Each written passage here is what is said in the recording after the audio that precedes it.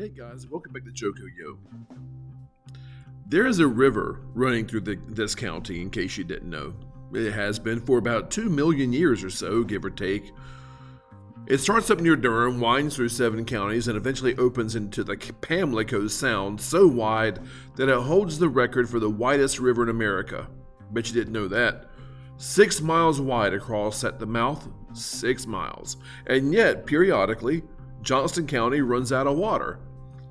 Man, if this isn't timely. And that's the story of today's episode. Let's go back, way back before the county, before Smithfield, before the ferry, before the courthouse, before any of it.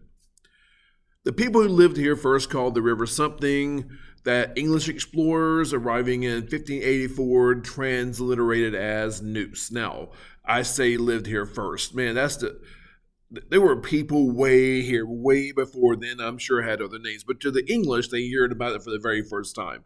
Now, what Neuse meant in their language was peace. The river of peace. Oh, that's nice.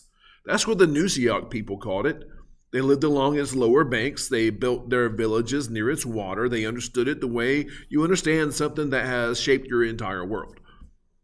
By 1709, estimates put the surviving Neusiok warriors at 15 people left. A people who named a river were nearly gone within a century of European contact. The river kept its name. It definitely outlasted everyone who named it. Now, the Tuscarora, who you heard about on this podcast many times before, had their own name for the same river. They called it Gotano, which means pine and water. Different kind of poetry, same river. This river is 2 million years old. Again, roughly.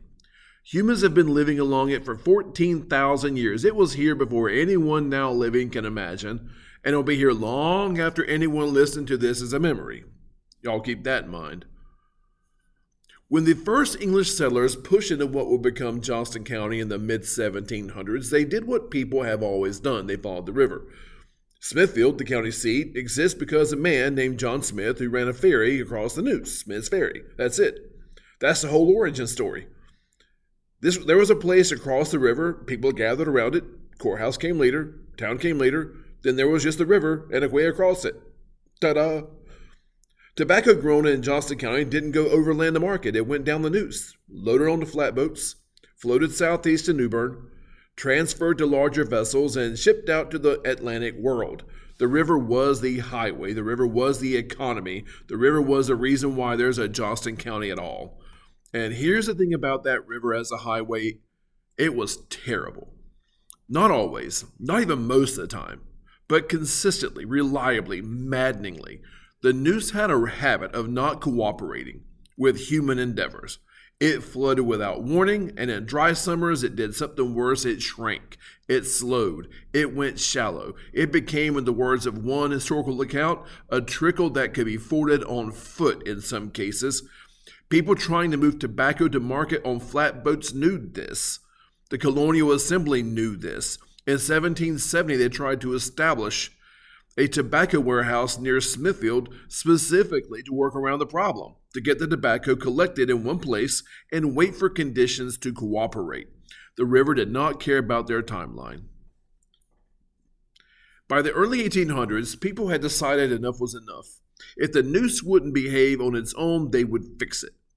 In 1812, the North Carolina legislature incorporated the Neuse River Navigation Company, capitalized at $50,000.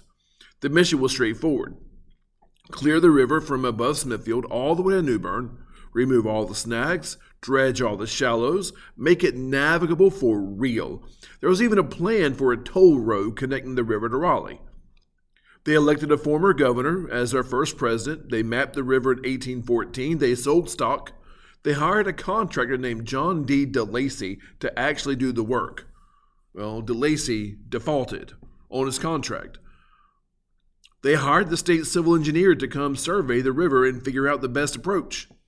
And the state pulled its funding, as it does a lot. The company fought with its investors. By 1834, the state's Board of Internal Improvements filed a report noting that the Neuse River Navigation Company had, and I'm paraphrasing only slightly, ceased to exist and shown no interest in reviving itself. They tried again in 1851 as second Neuse Navigation Company. New Bern subscribed to $50,000 in stock. Work began, money ran out. New Bern offered bonds instead of cash. Stockholders rejected the bonds and the company collapsed. Again. 2 attempts. 40 years of trying, the river defeated them both times, not just because, of politics and money and defaulting contractors, though there was plenty of all that, but because the Neuse was fundamentally, structurally, chronically unreliable as a commercial waterway. In wet seasons, again, it flooded. In dry summers, it went shallow. You cannot build a navigation company on a river that takes the summers off. The railroad arrived, and everyone forgot about it. And that was that. The Civil War added one more chapter to the river's resume. In Kinston, the Confederate Navy built an ironclad warship on the Neuse. It's crazy. They named it the CSS Neuse because of course they did. It was one of the last ironclads the Confederacy built. In the spring of 1865, with Union forces closing in, Confederate officers made the decision to scuttle it rather than let it fall into enemy hands. And here's the part they didn't plan for. The river was too low to float it out. They couldn't move the ironclad downstream because the Neuse had gone shallow. Again, the same river that had defeated the navigation company, the same river that had halted flatboats in dry summers for 100 years, stopped a Confederate warship in its tracks, and they burned it where it sat. The hull sank into the riverbed, and nearly a century later, during another period of historically low water, somebody noticed the wreck. They raised it in 1963, and you can now see it in Kinston today. The river don't care what side you're on. It just did what it always did. After the war, after the railroad had made the river commerce irrelevant, Johnston County essentially turned its back on the Neuse, which is a remarkable thing to do with the very reason that you exist. The county built its economy around tobacco, then cotton, then poultry, then the suburbs that followed I-40. The river ran through all of it. Largely ignored, not cleaned, not managed, not celebrated, just there. Running alongside highways and behind properties and under bridges that most people crossed without thinking about what was underneath them. The Neuse flooded periodically, and people were reminded they existed. Then the water receded, and they forgot again. Then the droughts came. Not new droughts, no, because the Neuse always has gone dry in dry summers, has always gone low in dry summers. That's the oldest fact about this river. But now there were hundreds of thousands of people in Johnston County who have built their lives around the assumption that when they turn on the tap, water would just come out. In May of 2021, Johnston County declared a water shortage advisory. The county relies on several purchased water sources, with a portion coming from the town of Smithfield, which pulls from the Neuse. Hot, dry weather. River runs low. Treatment plant struggles, water shortage advisory, please don't fill your swimming pool, please don't water your lawn. Then it ended, and people went back to their lives. Well, October of 2025, Johnston County Public Utilities issued another water shortage advisory when the Timothy G. Broome water treatment plant went offline. It was rescinded a couple of days later.